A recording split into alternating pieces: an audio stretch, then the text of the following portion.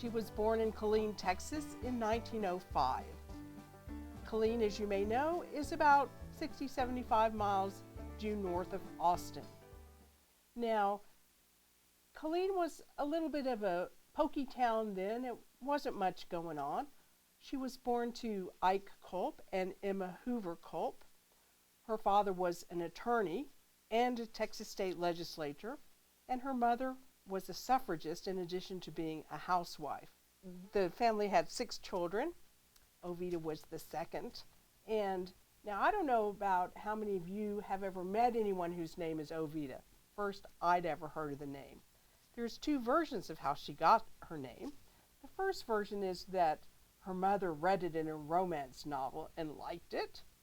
The second version of the story is, well, it rhymed with Juanita, which was her older sister's name.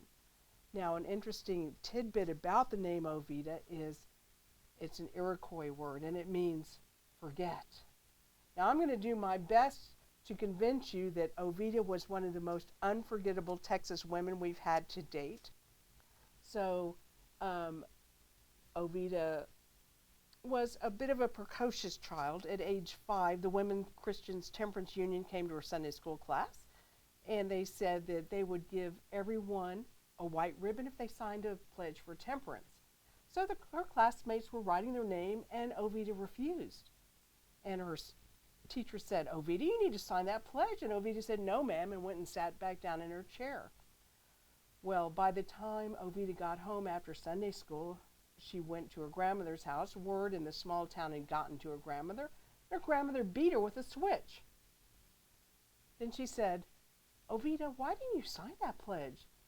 And through her tears, Oveta said, "Well, I didn't know what the word temperance meant, and I didn't want to give my word for something that I didn't know what it meant." Well, her grandmother apologized. Years later, Oveta told a little bit of a different version of the story, which was, well, it was true at age 5 I didn't know what temperance meant, but I wasn't sure it wasn't something I wanted to do later, and I didn't want to give my word and then break it later. So she was somewhat of a precocious child.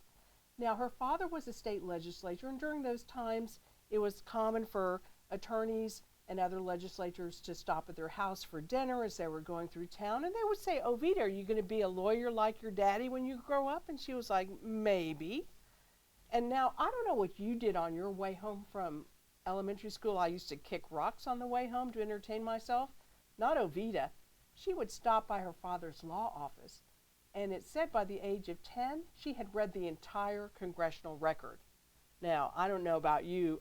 I've read a couple pages of the congressional record. It's pretty dry stuff. But this gives you a glimpse of how bright this young woman was. There was an elementary school spelling bee test.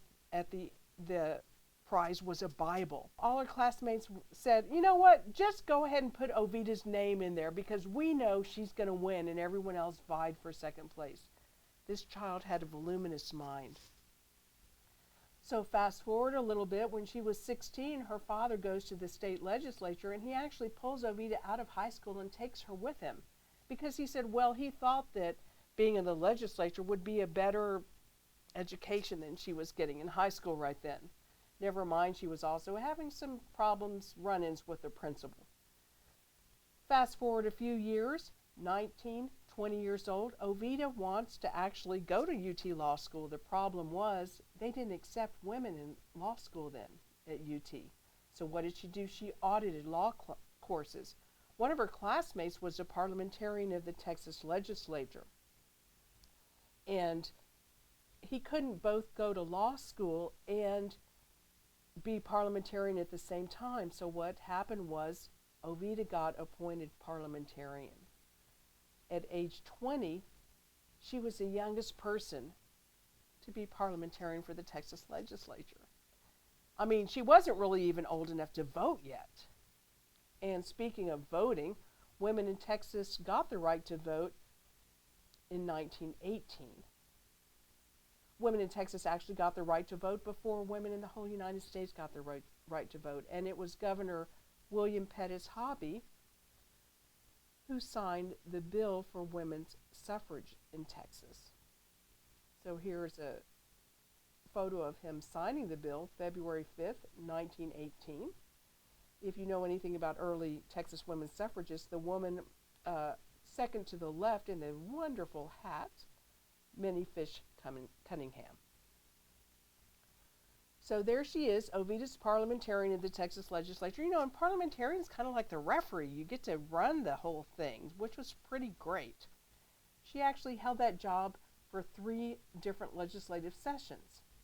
After leaving Austin, she moved to Houston, became a reporter for the Houston Post. Well, it turned out that the person that was now the publisher of the Houston Post was none other than the former Governor William Pettus Hobby. They met. His wife had passed away a couple years before. They fell in love and got married. There was a 25-year age difference between the two of them.